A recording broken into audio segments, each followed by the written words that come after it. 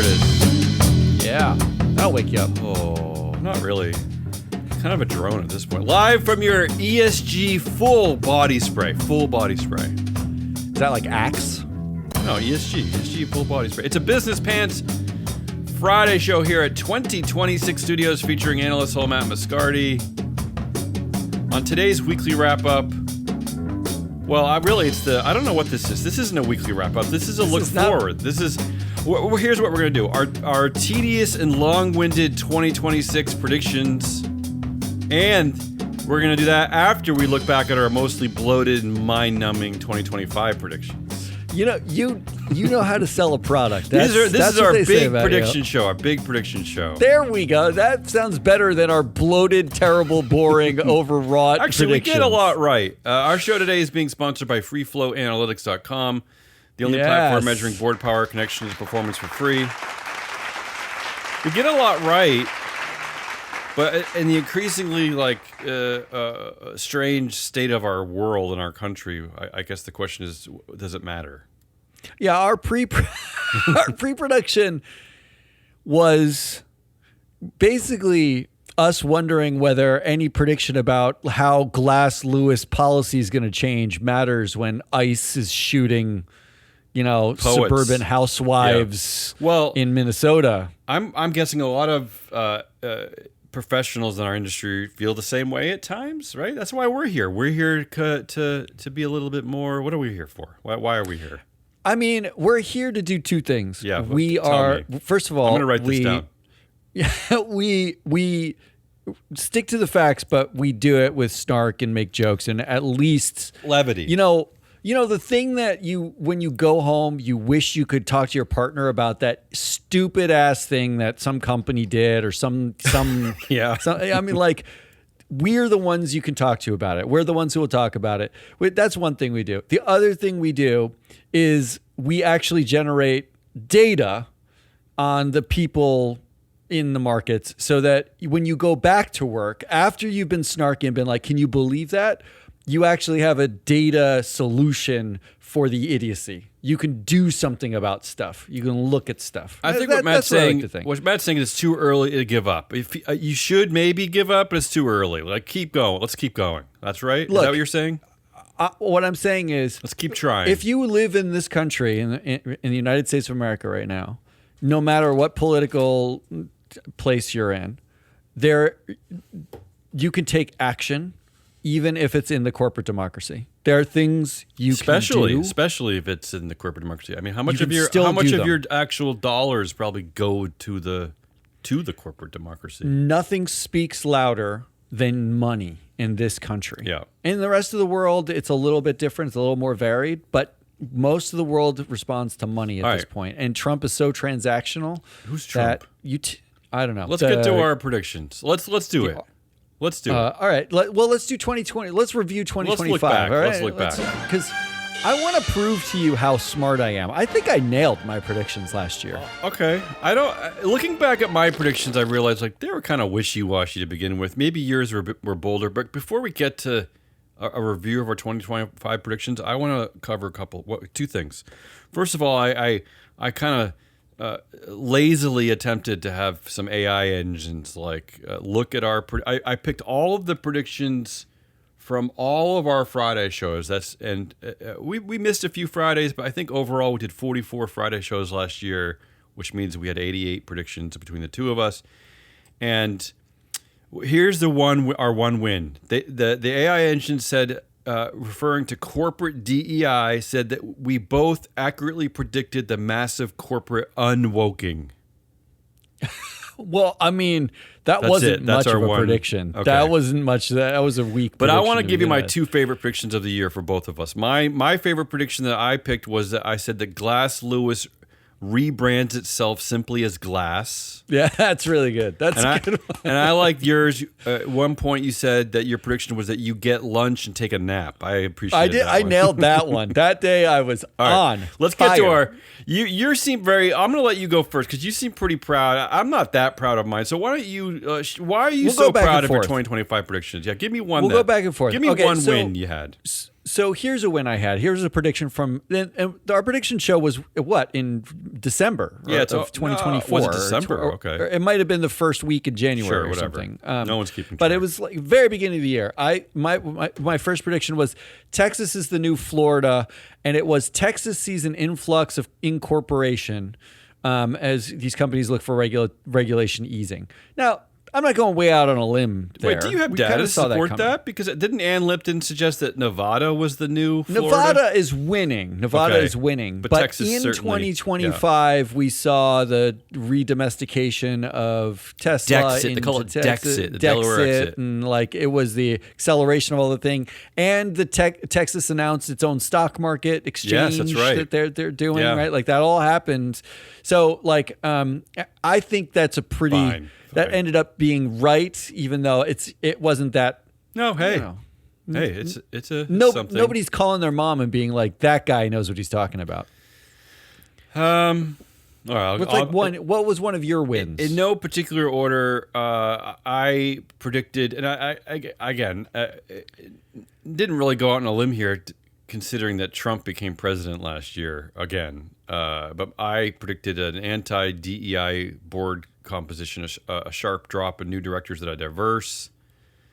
And I just saw a stat in the PricewaterhouseCoopers survey that we talk about a lot, saying that this year the percentage of directors who say their boards are planning to add gender diversity dropped to 9% from 21% in 2024, and plans to add racial and ethnic diversity fell to just 6% from 13%. So, and we covered this a lot, but I don't feel like I went out on a limb here, but yeah, that did unfortunately come true. We've now turned the corner on adding women and people of color on boards.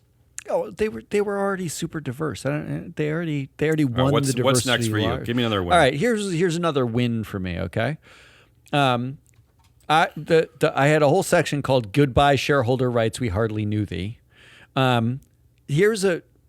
This feels spot on to me. I predicted is quote proxy voting policies are made illegal as voting against the company in any way is considered discrimination against companies. I made that a little bit tongue in cheek. Yeah. But it kind of happened. Basically what's happened is any vote against management now needs to be justified, or you could be the Trump gave an executive order that you could be, investigated for collusion, right? So effectively proxy voting policies are gone. You're not allowed to actually have a policy. You're not allowed to vote against management. It's like we're done. Yeah. Proxy voting's done. And to that point, I had a similar prediction. SEC moves to greatly restrict shareholders' right to submit proposals. In fact, we've gone like full crazy on that one. All the way, yeah. Yeah. And I also predicted, again, the easy predictions that support would decline, significant decrease in the proposals. I think I also predicted Boyer Research, because I said that we'll see a new active conservative shareholder proposal machine to go along with the two national centers that we always talk about. That right? That's definitely a win. I don't know why I even cared to predict that, but Boyer Research appeared to be one of the weird anti-trans. I don't know. Can I just say as an aside, when you're playing and look, whatever. This is not about right or left. I know that there are people who they come at things from different political perspectives. It's fine, but when you throw in a weird obsession with trans people into your shareholder proposals, you have completely jumped the shark in my mind. You are completely out of your fucking mind.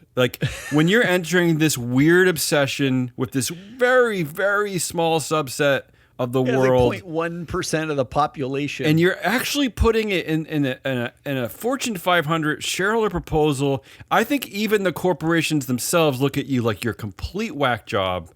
So this is friendly advice to anyone from the left and right.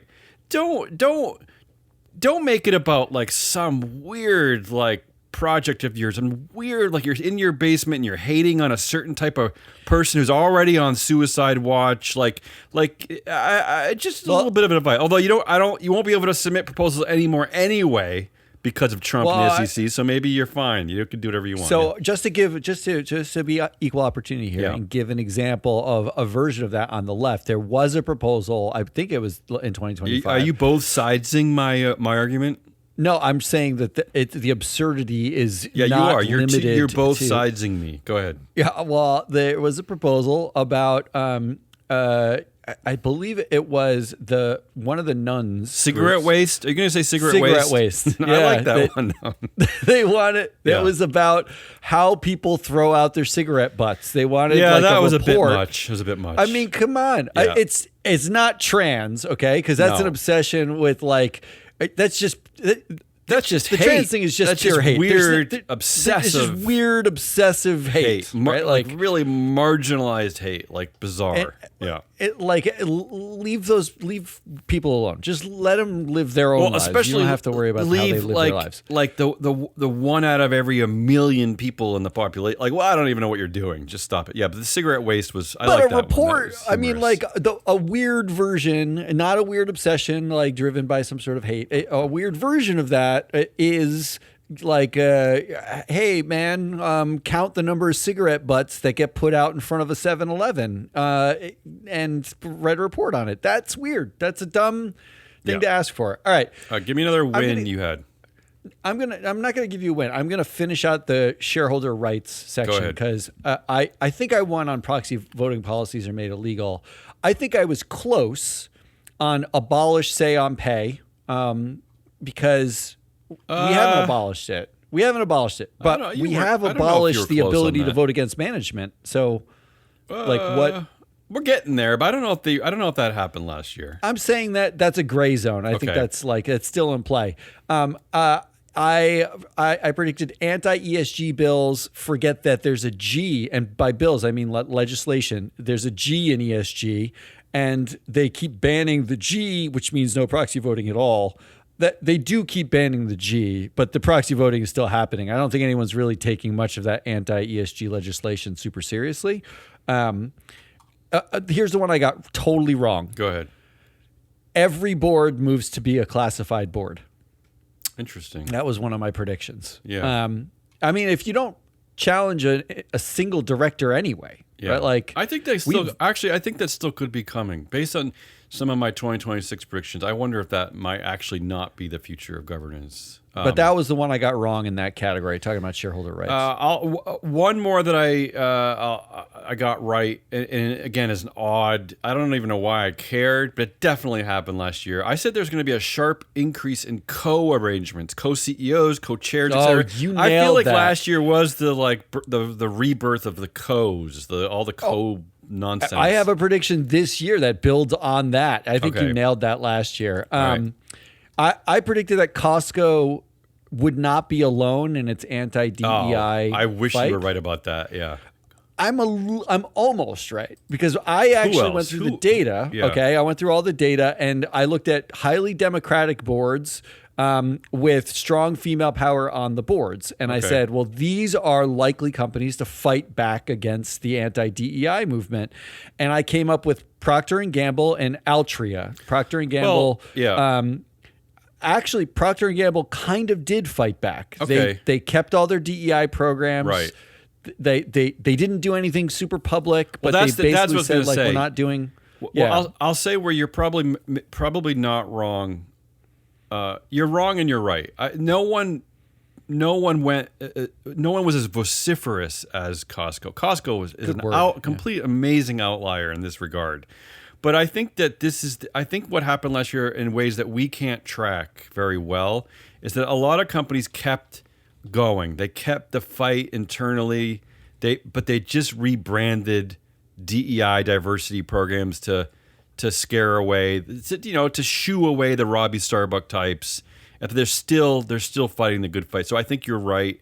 But it's just harder to notice, right? It's really, you have to like look really hard. Yeah, they say the same thing about ESG. Like they've just sort of rebranded it and doing it in different ways, right? So anyway, But with Altria, I think I was totally wrong. I mean, Altria is one of the donors to the White House rebuild, and so I missed on that. Let me give you a couple. I'll give you a couple of my misses, and then I'll give you a couple of big misses. I randomly thought there'd be an increase in board level committees. I don't know why, but I think that I misread that. I think we're going the other way, and I like what you said about an increase in classified boards, because I think we're going to I think corporate America is going to start to water down governance it has in place. Like, as much as possible at this point. Yeah. I also had a couple random ones. Like, I thought that this would be the year of Zuck. It clearly was not the year of Zuck. I really missed that one. I thought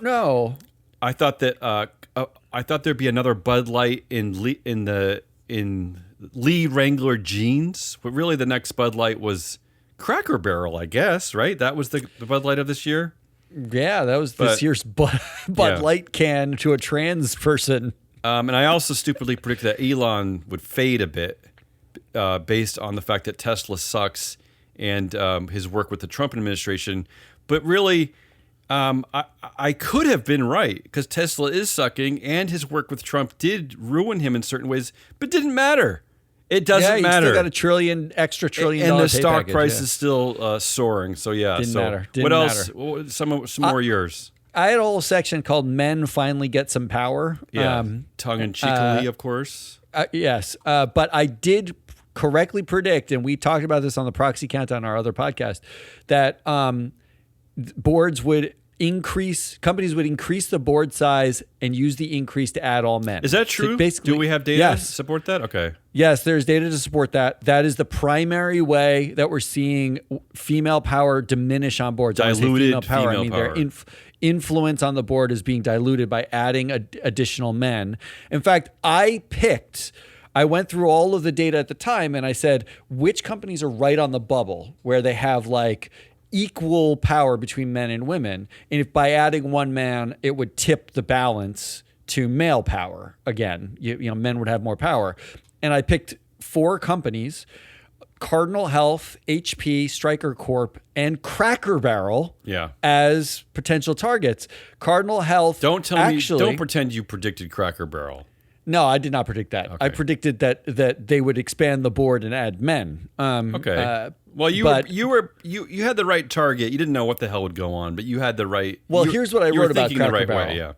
I give myself credit for this. I wrote Cracker Barrel, which is one Robbie Starbuck away from negating female power, and you do wonder. You have to wonder when you look back at 2025 that without a female CEO at the helm for this decision, would there have been pushback? Would anyone have cared? I don't think so. Would anyone have cared? I honestly don't think so. I don't. Not only do I not think so, but I think even though they targeted a male, a person of color, to get rid of on the board because he was multicultural, whatever. My sense is that you're still going to see a shift on that board. Of course. Of course. That's going to be white and male, right? Yeah, like that's because one of its biggest owners, a guy who's tried to do 10 proxy contests, Biglari, I think his name is. Yeah. He's a MAGA freak. Yeah. Yeah. So, but Cardinal Health, they did actually have 2 additions in 2025 to the board, and both were men. And Stryker Corp, they didn't add more men than women or expand the board, but they did make a dude a chair of a committee and get rid of a woman on as the chair of the committee, which tipped the power gap for them. HP, I was totally wrong. Hewlett Packard went more female power. Actually, they're one of the most female powered boards in our U.S. data. So I was wrong about them. Let me wrap up my 2025 predictions with a few more observations. I did get it right. I said there'd be a significant increase in the banning of social media and teen smartphone use, and that's happening. I mean, I feel like it started in Australia, but I just read that New Jersey, the entire state, is going to kick out phones in the school system. I think we're definitely at the beginning of this movement. I definitely think this is here to stay. And then I had a few CEO predictions. First, I said Buffett would die, Warren Buffett. Now, he didn't die, but he did step down. but he's also 140 years old, so forget that one. It's like a death. Yeah. I also said Tim Cook would step down. Now, he hasn't yet, but his succession planning is started. And then the other one I oddly predicted Although I don't know if the second half will come true. I said that Doug McMillon is gonna leave Walmart, which happened, right? Yeah, he didn't leave Walmart. He's still on the board. Okay, yeah, you're right. You're right. Well, I said he begins his leadership transition. So actually, I got it dead on. You nailed it. But the reason I picked, and it still could happen, is that he has eyes on running for president in 2028. But he did begin the leadership transition, and who knows? Maybe this is why he started, because he's not old. So maybe this is why he. You never know. You never know. I think those are pretty good, actually. All right. So, do you have anything else 2025 before we move on? I had a couple more misses. I did predict that the U.S. and Europe divide, like regulatory divide, would actually narrow, not widen, because I said the EU was going to move hard right, and it did a little bit. No, it is. I think you're right. It is. But it's the divide is still really wide. Like, I'm not sure that it's narrowed that much. Right. I predicted a big prediction: the rise of the director activist, and where what does that mean? We use data to campaign for cognitive diversity on boards, and we start using meritocracy data to elect our directors. That's a funny one. Yeah, nobody did that. No. And then I had a few absurd ones. Okay. Like AI sues a company for discrimination. Like the AI actually files a lawsuit against the company. That's going to happen eventually. I'm not saying it's not going to happen. I'm saying it didn't happen. Any prediction with AI will eventually probably happen, unfortunately. I said in the that like I had some things like after Brian Thompson's murder, the United Health Group murder. Mark Zuckerberg figures out a use for the metaverse, which is to have board meetings there where no one can find them. Right. See, I have my actually 2026 predictions are a little bit predicated on thoughts like that. But yeah, go ahead. I said things that might be in the future. I love this idea, but it hasn't happened. Companies begin disclosing whether directors own guns. Okay, I like that. And the horsepower of their cars. And, why wouldn't they? So, especially at some of these like states in like the Dexit kind of companies and the MAGA companies. Why wouldn't they? What are they waiting for? I also predicted, it's a good question. I also did predict, and this one probably will never happen, that as part of their diversity disclosures, rather than get rid of the diversity disclosures, they add a new race called extra white. I like that one too, because there's often a lot of debate about like who's really like which version of white is right. You know what I mean? Like yeah. Like us Jews and Catholics. You know, some people don't. The Catholics are white. Come on. Okay, we're white here on the East Coast, but then it's like but then there's a large part of the country that doesn't really like our version of white. You know, I mean, the Klan didn't like Catholics just as much as they hated Jews. I mean, right? So the extension of that is disclosure of liberal versus conservative. Like they force disclosure of directors to just say, are you well, liberal there are or no conservative? liberal directors, so it doesn't matter. I know, that's what and then finally, I had some like the re-rise of the woke. Well, that, you know, because it's anti-woke. That could be coming. But I said like, the anti-woke made this anti-woke parallel economy thing in 2023 and 2024. I don't know what that means, but I'll just say maybe. Basically, there's that coffee company like Gun Coffee or whatever. Yeah, I can't remember. Gun. And then there was like Death from Above cigarettes and Super America beer or whatever. Man, I predicted the rise of a woke parallel economy where it's like, now we're just, only buy things based on some ideology, not whether that thing is any good. It is really hard to predict, but the 2025 election cycle, the Zohran Mamdani election, that there's a young socialist in Seattle, and the Trump cronies are, they're wasting their political capital by being such a-holes. You never know. You could be right. I mean, we could be swinging back. I mean, they're not doing a great job so far preserving their populist power because they're acting like, absolute thugs. They're starting wars when he pretended like he was never going to start wars. And so you could be right about that one. I mean, we might be I think swinging back. I was more likely right about the second part of that prediction, although it didn't come true, which is retail stores start offering walled off woke zones. You know how it used to be like you have the adult section and like a Blockbuster safe or whatever or something. Yeah, where like they literally have like walls up, and if you want like the woke stuff, That sounds like right, porn, like how they used to do it at like video stores. they put all the gay stuff in there, Yeah. and all the LGBTQ Oh God, that's gear. depressing. They put organic That's things not woke in there. though, right? That's like censorship. What is that? It's I don't even know what that organic, is. local, LGBTQ plus, certified, humane, all that stuff Well, goes in a walled off Okay, zone. that sounds like my in a- entire city, in a though. store. That sounds like every store in my city. I'm saying, like, if you go to like Memphis and you want to go grocery shopping, like, Oh, if, I see. if I see. You Yeah. you go into only if you want. You can hide all the woke stuff from everybody else, but you can go into the woke section, get your Interesting thought. like Yeah. I mean, I am a your bit like Pride sponsored coffee beans. I or whatever. spend so much of my damn time in New England, I forget that like there are places in America, like there are churches that don't have pride flags out front, and like, yeah, you're right. Like, Oh, like, yeah. Are you maybe there kidding should me? be. I don't know. I mean, where am I going? New England's fine with me at this point. Like, I don't need to go to Memphis. I don't want to go to the woke zone at the Target Memphis, the Memphis Target. All right, But that's it. That's it Let's for move predictions on. for 2025. Let's look at move on. Give me 2026, some music. shall Come we? on. Let's make some predictions, baby. How are we doing this? Are you doing one and then I'm doing one, or what? yeah, let's just do it that way. How many? All right. Like, can you quantify how many you have? Yours are broken up in weird ways. I me a sort of ballpark. have like a will happen, a could happen, and a seems absurd but Several. entirely possible. Several And each in will one happen? has several. Okay, so we Yeah. can just go back and forth a bit. I'll start with my biggest concept, which is I'm calling and bear with me here. And if you want to tune out and take a nap, it's fine. All right. Actually, I'll have a cigarette. Because I wrestled with this one, and I don't even know if I got my logic right on this one. But I'm trying here. But I'm calling it the ghost board movement. Oh, like, is that like Well, bear with me. Okay, yeah, you gotta walk me through that. I So don't know what that is. 2025 kind of was about this, and you hinted at this before, like earlier in the show, is kind of a retreat from like normal governance, a retreat from ESG.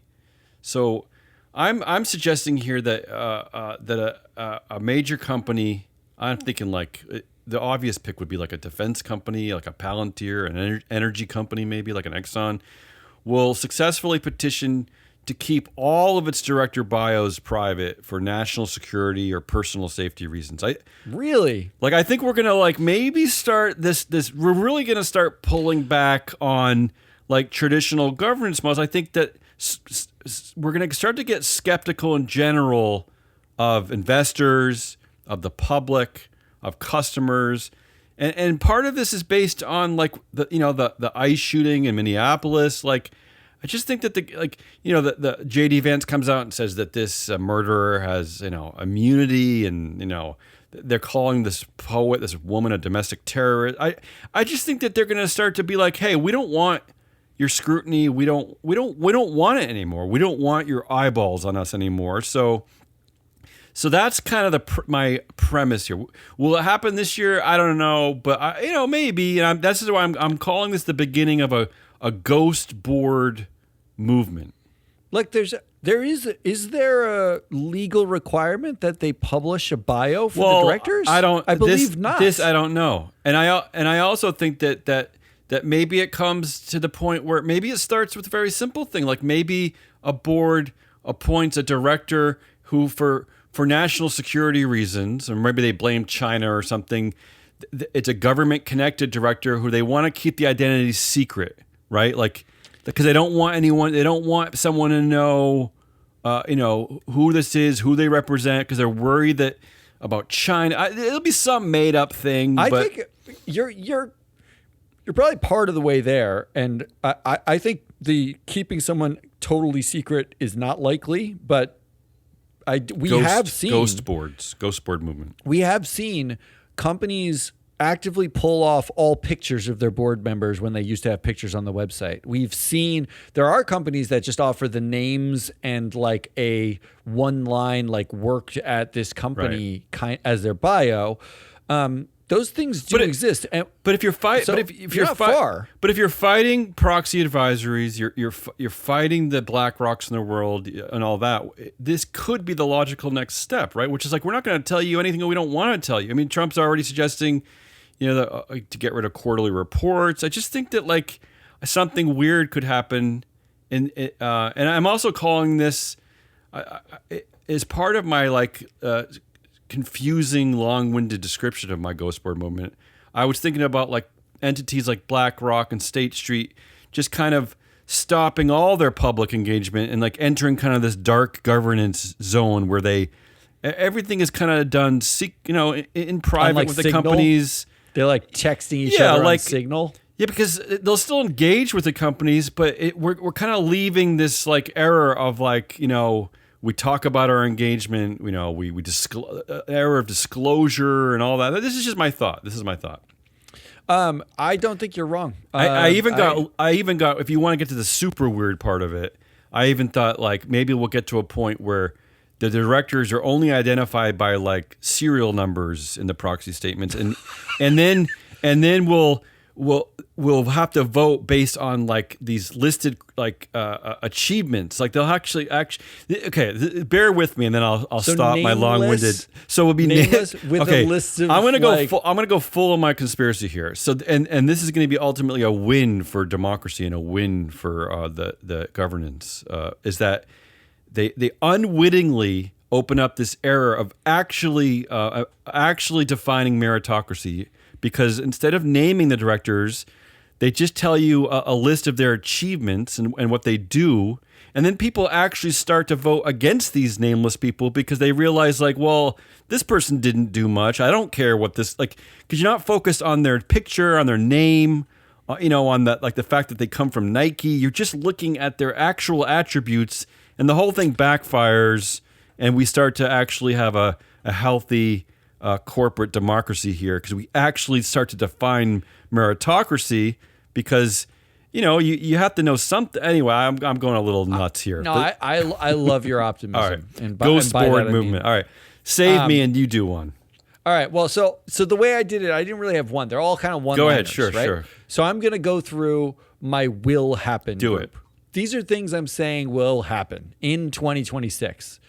Like number one, Sam Altman will be caught lying to investors in 2026. Come on. Okay. All right. So you're not saying he will start lying. He will be caught lying. No, I'm saying he's caught. Yeah, obviously lying to investors in 2026. Right. I'm not saying it matters in as much as investors leave or he's indicted Won't for something. matter. I'm saying he is 100% caught telling a lie to investors. It's a very specific beginning to your predictions. All right. Okay. Right. So this is the tenor of all my predictions. All my predictions are relatively specific, and they are that short and quick. Okay. Here's number two. 30% of the S&P 500, see, this is how specific I got. 30% of the S&P 500 will seek to implement a retail voting program exactly like Exxon's. I was going to say like Exxon, yeah. So for those of you who don't know, what Exxon has done is basically given their retail voters the option to opt in to let Exxon vote their shares for them. Right. As part of their retail voting plan. And again, this is one of the reasons why I predicted the possible ghost board movement, because like this could be the logical next step to this like kind of craziness going on at Exxon, right? Like they're trying to now control their investor vote. Right. Yeah.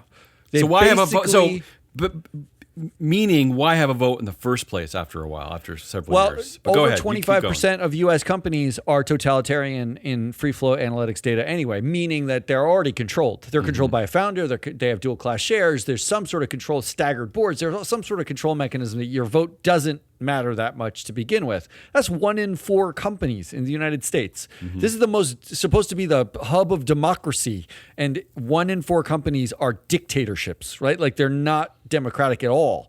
This is just the next logical step, because you can't go backwards. One of the things Ann Lipton talks about all the time is once you've put out one share, one vote as your as a listing, security, you can't go backwards and turn it into a dual class company and take away the votes. You can't legally? So you can't legally. Okay. You actually would have to like go private and relist. Oh, you can't just you can't just change the charter or the bylaws? Okay. That is one of the things that all the listing agents all the exchanges you're not allowed to do. You can't just put out a second class of share unless you did it initially.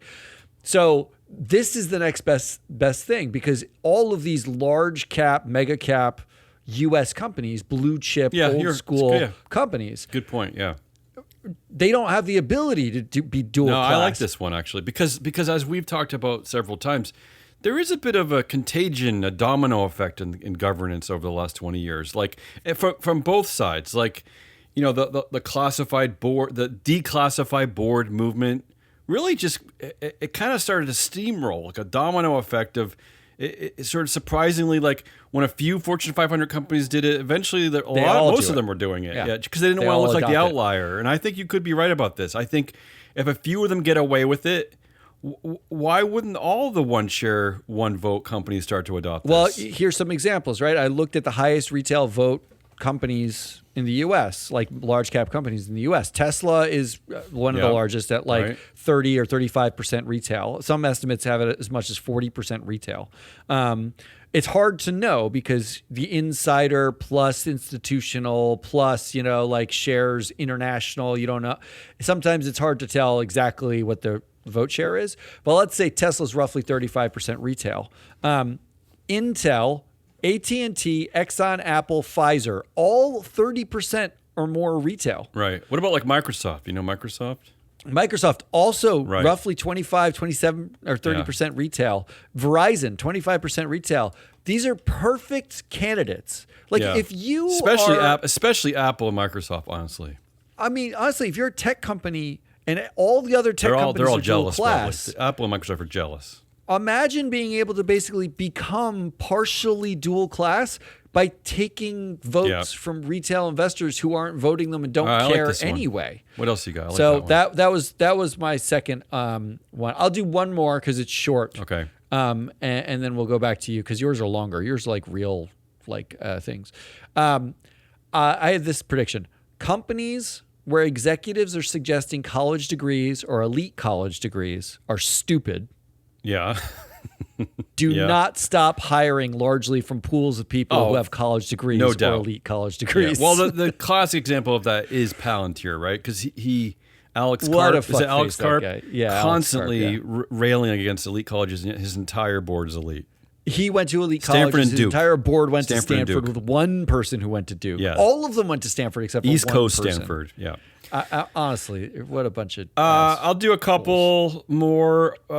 This one's kind of easy, but I predicted kind of a 100% variable pay CEO movement, which is like this is kind of like the Musk effect, I guess. CEOs are going to start to get these routinely get $1 billion plus packages, and they're going to use this like excuse that since it's all at risk, that it's okay. Like that's going to be, but I think that's going to start to steamroll. I think that's kind of an obvious one.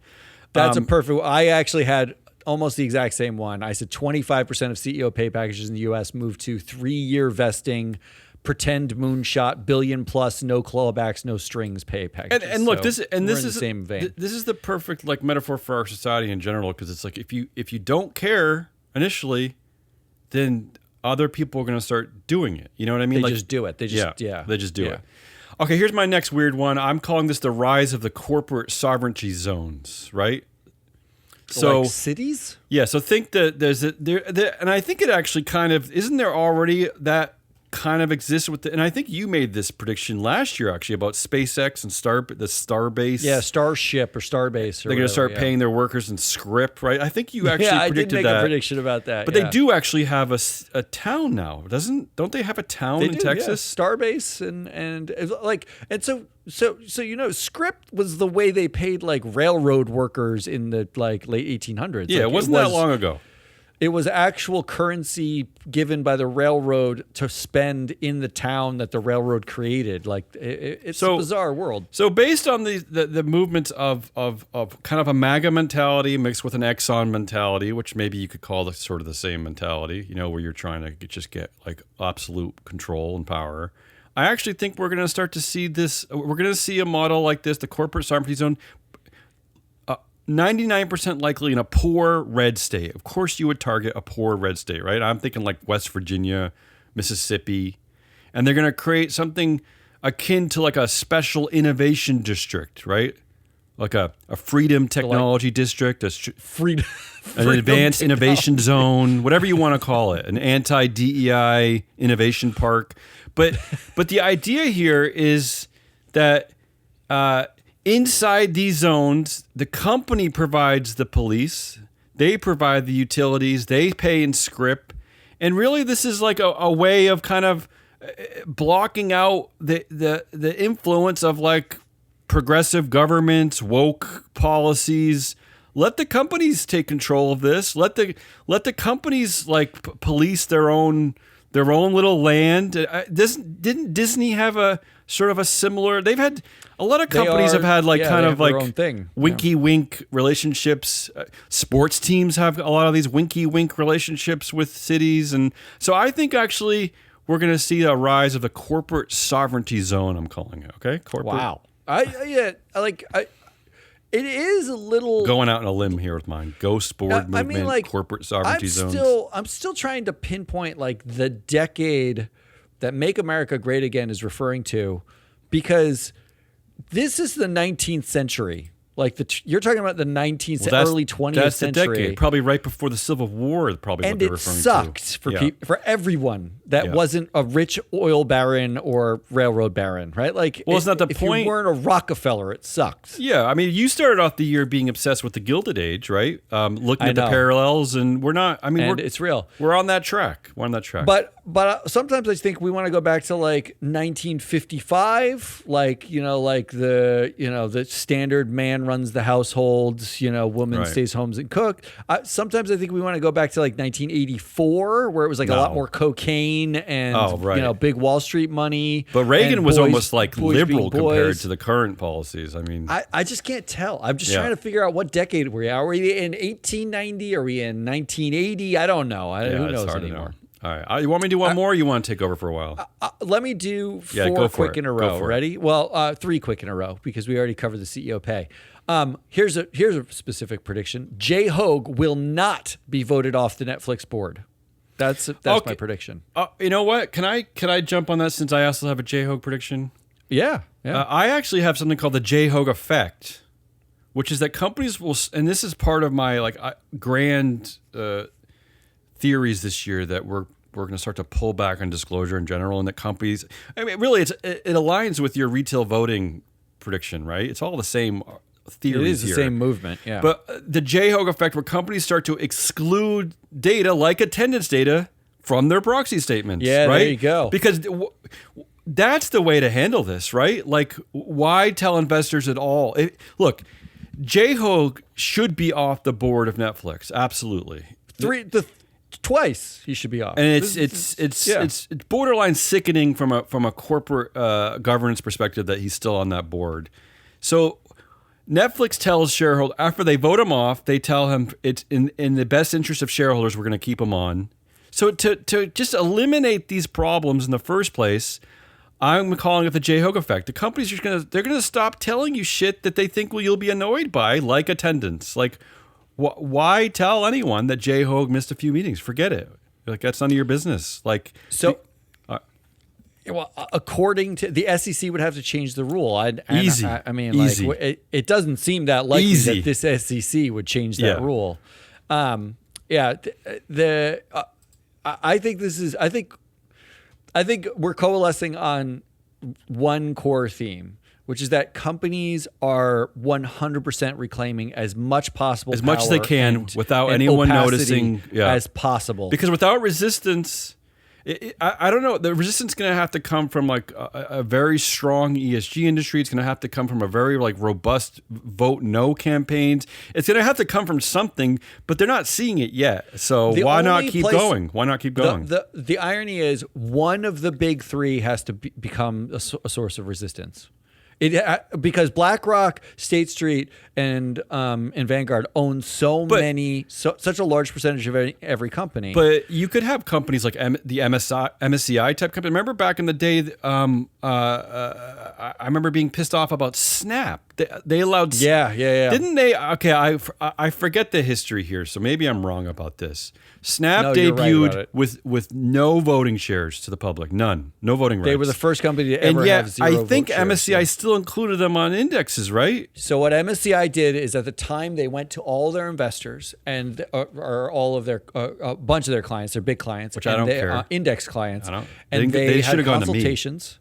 They had consultations asking whether or not this was actually a tradable security, right? it's Like because not. the questions to include a company on an index.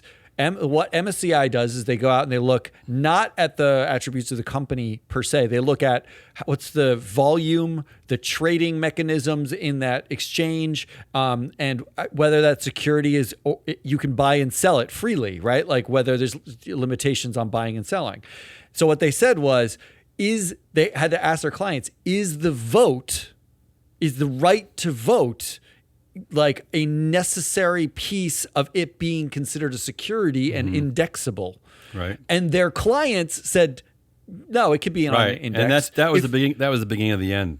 And that was the beginning of the end, Yeah. because then like MSCI's take was, okay, well, you can trade that security. It meets all the technical requirements and the necessary requirements. We will create a separate index for somebody who's interested in governance characteristics of a security to make it indexable. Yeah. That we'll just call it like And a that was- governance index. And no one bought the governance index. They shuttered them all. well, and that foreshadowed the actions of the State Streets and BlackRocks these days now, because instead of like making like strong decisions based on convictions and not going to your clients, they they changed the game, right? They were like, well, we'll let you do this, we'll let you do that. We won't have a say in anything. We don't exist. We're just here to help to make money. So you're saying like MSCI's idea of sending like a MailChimp email survey to their clients saying like, hey man, what do you think about non-voting shares? Gets, when people ignore that, that isn't an effective way to actually figure out what's the right thing to do. Well, yeah, because it's like Glass Lewis now, which is It's so basically saying wishy-washy. well, we, here are 13 options that all reflect. Let's move on. All right. So, I interrupted you at J-Hogue, so keep going. J-Hogue will not be voted off the right. Netflix What's board. All what's next? Next, in the absence of engagement or precatory proposals or any other shareholder rights, as they basically get taken away by anything anyway, there's only one thing left for shareholders to do in 2026, and that is vote no director campaigns. And I'm saying that in 2026, we are going to see a massive rise in you're right. non-activists. I hope it's in non-activists. I'm sick of these pension activists. funds, institutional investors with less than 5% of the company. Basically, not 13G filers, not 13D filers, not activist investors. Yeah, you know what irritates me the vote most no about campaigns. the activists is like, look, I applaud activists for actually getting no votes on directors, but they should be like telling the rest of the investor class, like, you don't have to stop here. Like, you don't have to only vote no when we come around. Use some of our guiding principles. Like, this isn't a healthy part of the investor democracy, but they just sort of, I don't know, they're very like on an island, these activists, right? Like they're there for themselves. They're very self-serving. Anyway, I hope you're right about that one. Well, the number I put to it, because really what I'm saying here is that we will see a 150% increase in exempt solicitation filings, and they'll all be vote no on directors. Anything else? Last one, and my will happen in 2026. At least 10% of U.S. large cap companies will have AI board advisors, bots. Yeah. Bots specifically designed with governance law and corporate law and securities law built into the AI bot, where the board subscribes to a service where they have an AI board advisor that they ask questions of. Sure. 10% of U.S. large cap companies are doing that. Let me going to do that in 2026. Let me do one of my AI ones then. I think that this is the year that. So last year was the year of like bullshit retention packages going to executives, where just out of nowhere, it's just like, oh, here's some more money to keep doing your job. We saw that especially in the banking, right, in finance, but we saw many more places than that. I think this is the year we start to see companies tie massive NEO bonuses, CEO bonuses to to things like AI adoption speed. But my point here being that it's completely discretionary. It's completely unmeasurable because you could make up anything when it comes to like what you are and aren't doing with AI. And I mean, really, it's like a wild west of nonsense. So I think it'll start in big data, but then I think it'll go everywhere. I think it's just going to be another way of increasing these like discretionary bonuses to CEOs, just like made up nonsense. So, well, I'll piggyback because I had in my seems absurd but entirely possible category, I had a U.S. board pays a retention bonus worth $20 million in options due to the threat of Trump administration intervention because the CEO is close with the administration. They need to retain them to avoid Trump administration intervention. Yeah, I'm with you on that one too. All right, I'm just gonna go like randomly on mine. Because let me do my last AI one. Elon Musk formally steps back from day-to-day operations at Tesla, but he calls it an AI-enabled leadership leverage and not a full resignation. And thus, so he can get his money. He keeps his full pay package. He keeps full board approval, but he does some stupid, hokey, like AI is kind of in charge. We're that smart here. We know what the hell we're doing. I'm not the CEO, but I kind of still am. It's going to be some nonsense, some theater, some middle school theater that's going to happen over there at Tesla. So what else you got? I could believe that. All right, here's my could happen. Mass labor movement in the United States. Oh, please. We predict this every year. Like no, but here's hoping. Go ahead. This year we have real pressure. I feel like in past years we predicted it, but there wasn't real pressure. This year we covered a story where there was a headline that CEOs were talking about layoffs as a badge of honor. Do you remember that? Yes. That headline? Well, because to my point about this AI adoption speed bonus for the CEOs. Exactly. It makes you look like you know a thing, like you're using technology for a thing, right? Like even though you have no idea what you're doing. You have no idea what you're doing. And why would a random CEO who has an MBA from Wharton, who's in the manufacturing sector, why would this random dude know anything about using AI for his company? Because they can get $20 million by saying they know it, right? No, he doesn't know anything. So go ahead. So you have an absolute bonanza on CEO pay. You have an explosion of AI billionaires, right? Like, and by explosion, I mean these 25-year-old college dropouts that are billionaires on paper, right? You have an increase over the past year of AI took your job stories. They're everywhere, like AI displacing workers. And you have... Maybe we can get ICE. Can we get ICE to get rid of AI? And stop focusing on brown people? It is an illegal immigrant, isn't it? Yeah, can we do that instead? Here. Yeah. And there's been an attempt to basically crush labor rights, right? Like, they're actively seeking to deregulate labor rights. Yes. I'm predicting that there's the first violent confrontation between employees and a corporation. What kind of a company you think? What kind of worker?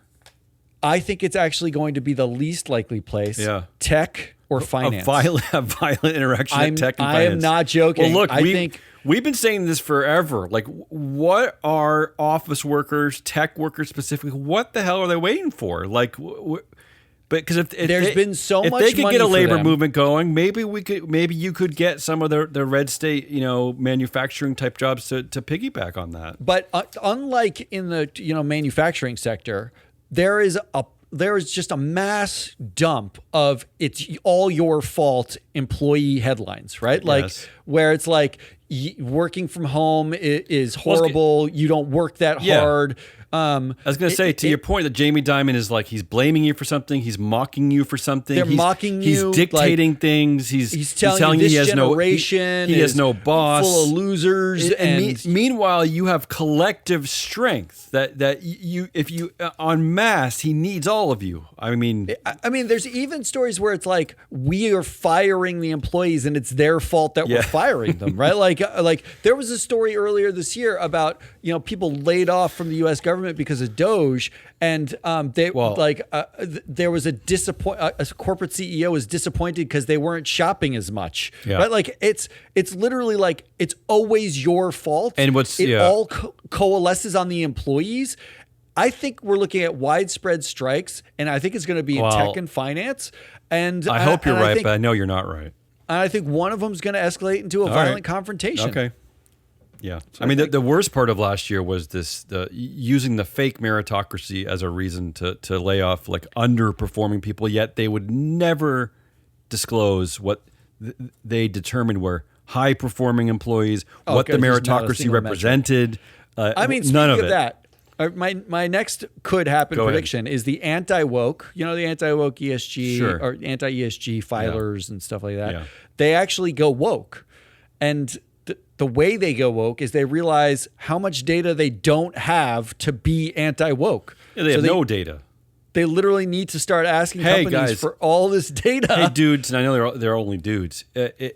Your movement needs data. I think now it's time to prove. You're going to rant against DEI hirings. You're going to blame DEI. You're going to blame women and people of color. It's time to prove it. I mean, you got to show me the meritocracy. What does it mean to you? Because I don't know what world that you exist in, but you go to a college campus these days where people are being educated.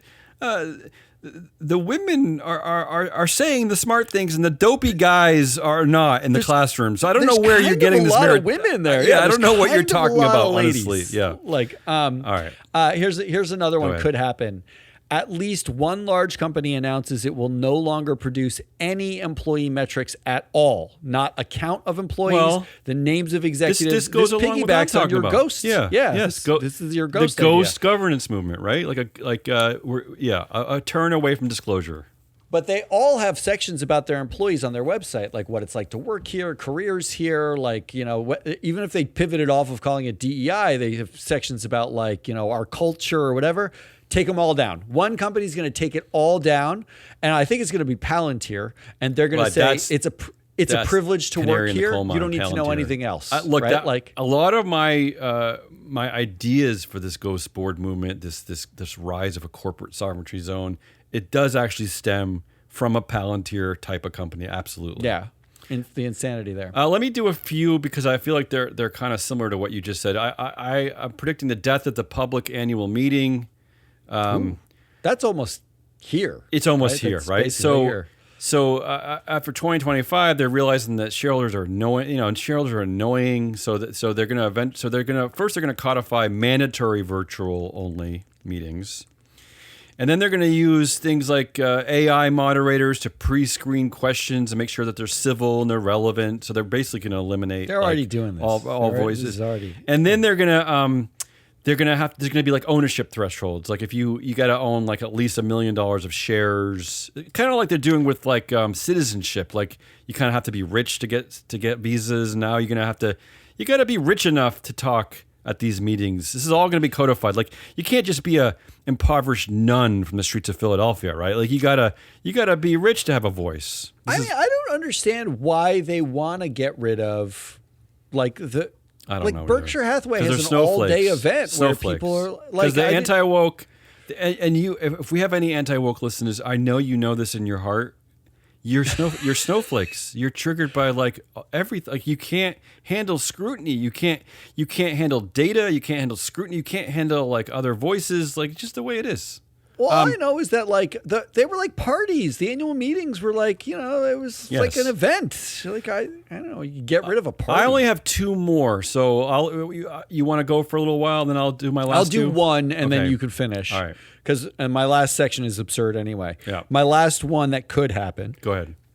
And this is basically your prediction from last year, but it's specific. With Oracle pioneering the co-vice chair. Yeah, Oracle went crazy last year. So they have an executive chair, which is Larry Ellison. They have co-vice chairs on the board. We still don't know what a vice chair is, yeah. And they have co-CEOs. Stupid. They're co-executive vice chairs and co-CEOs. It's 5 executives on the board. Really what they have is Larry Ellison. That's what they have. And Target pioneering the underperforming executive chair.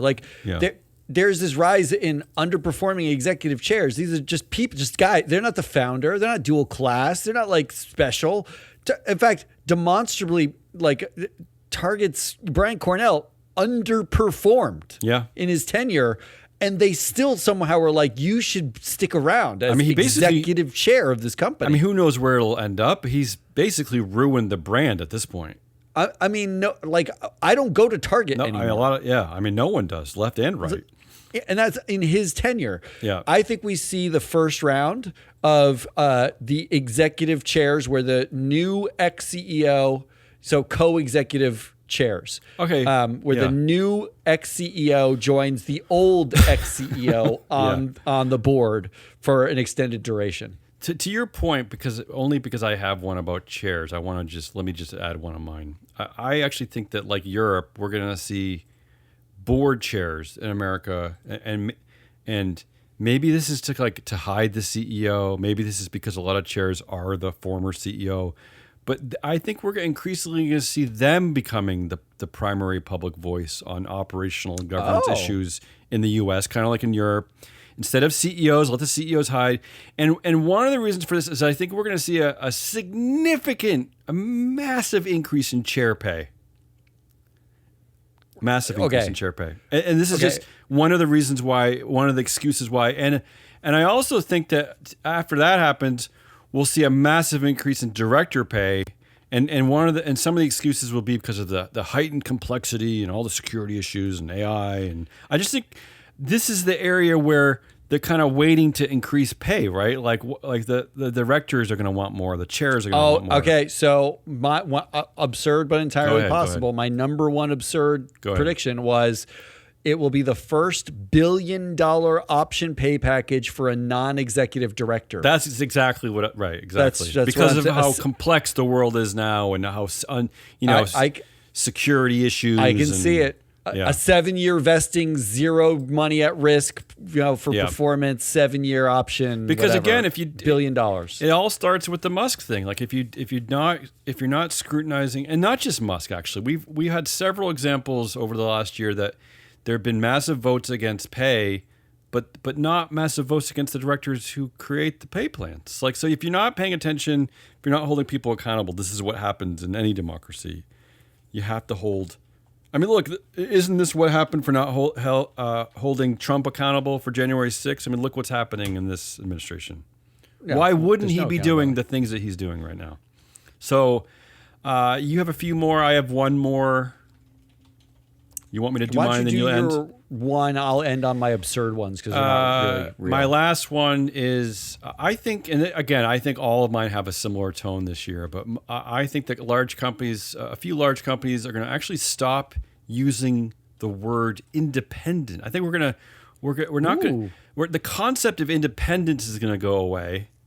Because I mean, when you look at things like the Tesla board, and I know in the government now already the FCC chair is saying they got rid of the concept of independence, and so I think companies are going to stop using the word independent, and they're going to replace it with things like this director is highly experienced or highly objective or industry aligned or deeply informed or some other nonsense. But they're going to get again, like without a strong SEC, without a strong investor class, without strong ESG industry, you can see companies just say, you know what, we don't like these terms. We don't want you to scrutinize us in this way anymore. We don't care what you think is independent. I mean, hey, Musk is getting his pay package, right? Despite the fact that the Chancery in Delaware tried to restrict it because the board wasn't independent, but they're saying, nah, he can have it. So I just think the reasoning for why he can have it is also basically like, well, what's the point of taking it? It's like it's not even a good reason. Yeah, well, the good reason was that your board wasn't independent, which was against kind of the rules of the game here. But so I think the company's going to stop using this concept of independence. They're going to move away from it. I mean, that way, the woke investors, the ESG investors, they'll have a harder time even making determinations of independence without free flow analytics data and stuff like that. Yeah, to tell them who's best finish off the show. Finish off the show. Here's my last two. 2026 predictions. And they're pretty quick. My last two 2026 predictions. Pretty quick. I mean, we've had 4,000 predictions. Exxon will add, quote, shareholder demands as a risk in their annual report. I like that. That doesn't seem absurd. Something simple. Yeah. Like they have a whole risk section In fact, of their annual I'm reports. surprised that's not already in there, actually. Yeah, I like that one. Basically saying like shareholders are going to ask us stuff and they're a risk. Our shareholders are a risk. And then here's my last prediction for 2026.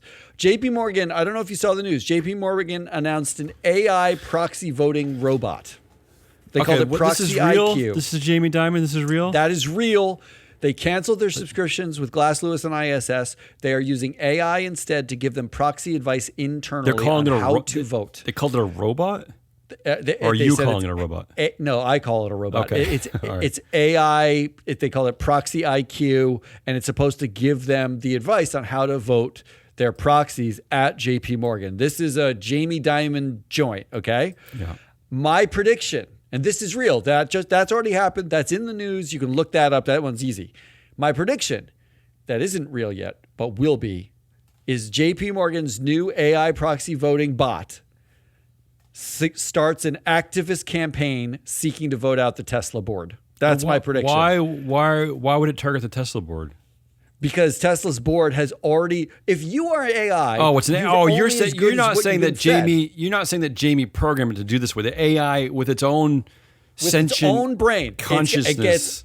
It realizes that like how this is disgusting. This board, like what is this? This board is a horrible board, and its advice. They're all billionaires off of this. They're your brother, your friends. Like, look, think about the reality of how AI works. You have to feed it all the documentation. Interesting. AI comes up with a formulation, and then it does something, right? You tell it, like you give it parameters, whatever. You can set the parameter like don't vote against any directors if you wanted to, but like it's supposed to give proxy advice. My guess is JP Morgan basically just trains it on all the documentation, all of their vote history, all of their policies, and then lets it spit out the advice. The advice the AI should give, if it read the Tesla proxy, which the last few proxies have had the entirety of the Delaware Chancery Court's decisions in them. Yeah. Like literally, it's the court saying this board is horrible in the document. Of course. So that the investors are quote unquote informed. So not the investors don't read the appendix, and Glass Lewis and ISS don't care. What is the AI? You don't tell it like don't read the appendix. The AI is more likely to say you need to go activist on this board and remove the entire board, declassify it, and vote them all out. The AI will actually be better at governance than ISS and Glass Lewis will be at JP Morgan. That's my prediction. That's a lot. There's a lot of predictions. But no one else is doing it, so someone has to do it, right? Someone has to do it. Someone has to make you think a little bit about. Someone keep track of everything we just said, because I want like fan mail saying you were totally right. Should we do a prediction zine? Maybe this could be the zine, our prediction. This is the whole zine. We'll watch out for this next week. That's Damion Hazelnut Rollis, Damion to his mom. I'm analyst Matt Mascardi. We are Free Float. That was our annual prediction show. We're getting better and better at this. I'm done with thoughts. Keep getting closer and closer. So listen to the whole thing. Go get the zine. If you don't have the zine, subscribe to the zine. You can either go to freefloatanalytics.com. You can put your email in that. You get free data and the zine. Or you can just go to freefloat.llc. There's a zine page. You can read it there. You can subscribe there. Whatever. You can find it. Just find the zine. Also, get the Shareholder Primacy podcast. Yeah. And next week, we're going to have a Proxy Countdown podcast. Oh, no. Proxy season's heating up. It's getting hot. It's getting warm in here. Until then, goodbye.